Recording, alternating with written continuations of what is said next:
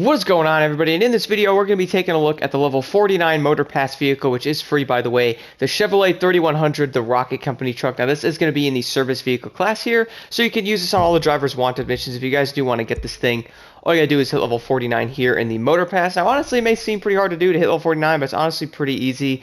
The weekly challenges are normally pretty fun to do, and they're normally not too hard to complete. We'll be having videos on those as well, so do stay tuned for those when they are released, obviously.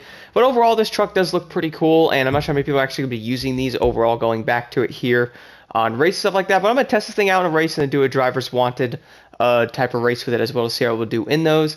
Moving over to the customization, obviously it's going to be very limited, guys. You can't do anything to the color or the visual part. When it comes to liveries, you can remove the livery that's on the vehicle, but personally I'll probably leave that on there because the overall detail of this truck is pretty cool. It's got like the rust on the side there.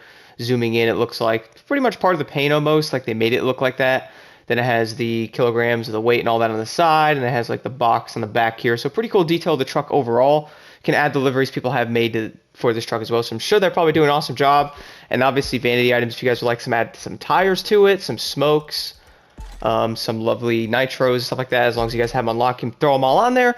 Do keep in mind, I do think the tires do affect the vehicle a little bit. I'm thinking about making a video about this in the future because I do really think they do something with it. You can also throw this rocket thing on the top if you would like. Why don't we throw that on there just for good measures here?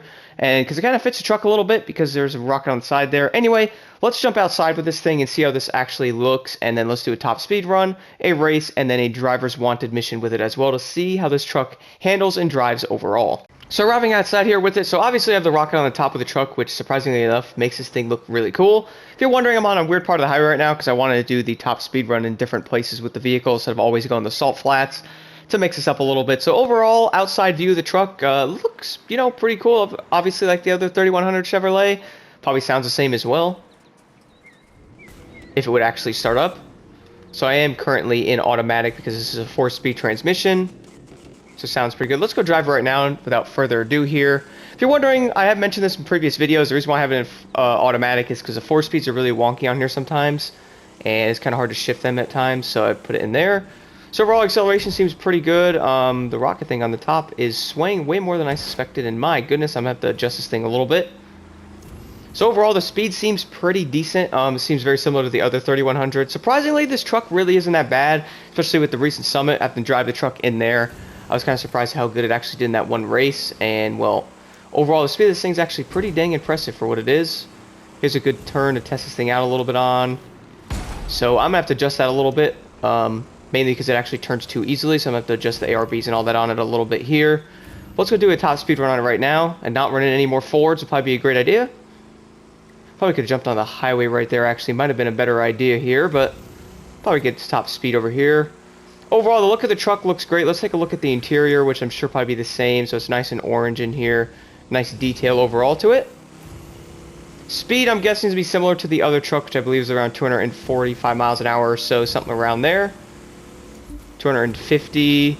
It's really funny to me how some of these trucks are actually faster and or cars are faster than some of the Summit vehicles. Like that one Porsche Cayman Wasp Edition does like 236 on a good day, and you have trucks like this doing 250. That's just hilarious to me. Obviously that car would be better in ways, but nonetheless, a 3100 Chevrolet Rocket Company hauling service truck can actually keep up with it.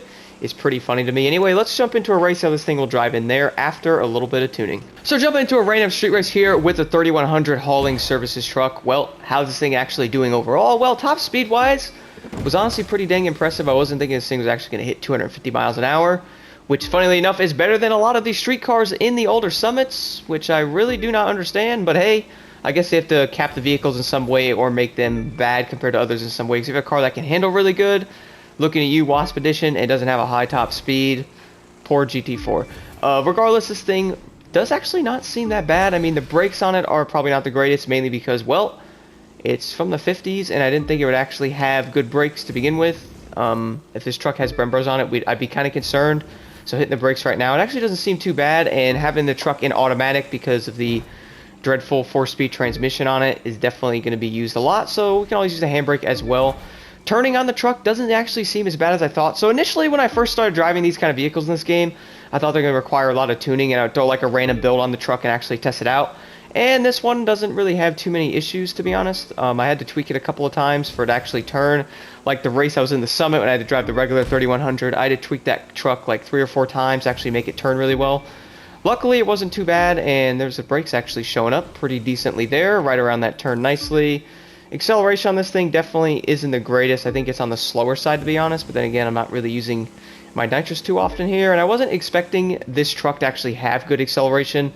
It does definitely need nitrous, and having those weird gear shifts and all that on it sometimes do slow it down. I notice, like if you have to shift it and then you go to shift down or something out of a turn, like if you're in a manual, it's going to struggle. I notice even in automatic the truck is a little wonky with honestly acceleration. So I hit the nitrous here in 4th to speed up a little bit. See how big the gears are? So you'll shift it, when you hit the rev limiter it'll keep going up to it and then like back down. It's kind of really weird. That's why I don't really drive them, like I said, in manual, because they're just wonky. But regardless, the truck doesn't seem too bad, and if you're going to be using this thing, it's probably going to be in the service races, which I will be testing that out next here shortly, doing one of those races in it as well. So overall, in the street race, it's really not doing too bad. It's funnily enough, you could probably farm races and stuff in any street car in this game that you wanted to. Comes to competitive racing, obviously there's going to be a select few vehicles you're going to want to be using.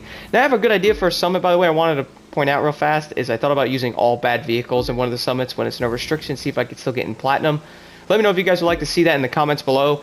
But regardless, overall, how is this truck for being in the Motor Pass? Well, I know this Motor Pass had a lot of mixed opinions on it. I do not blame you where you're coming from on that. We have the limo, which is actually really good. The cab, which is probably the better looking cab compared to the Crown Victoria. And then we have the Giulia, which is a pretty cool looking car. Not a big fan of it.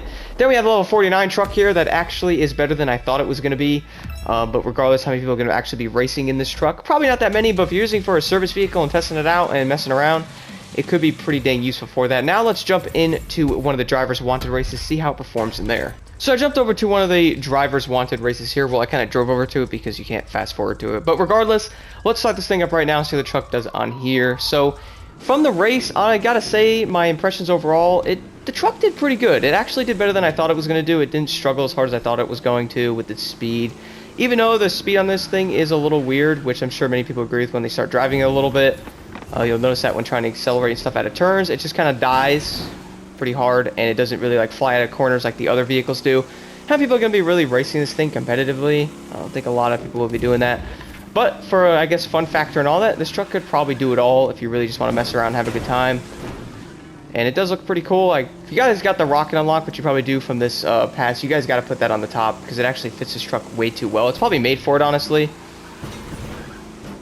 That was a nice turn. So I did adjust the truck a little bit more, if you're wondering, because it was struggling pretty hard there for a second, and it does seem to be doing better.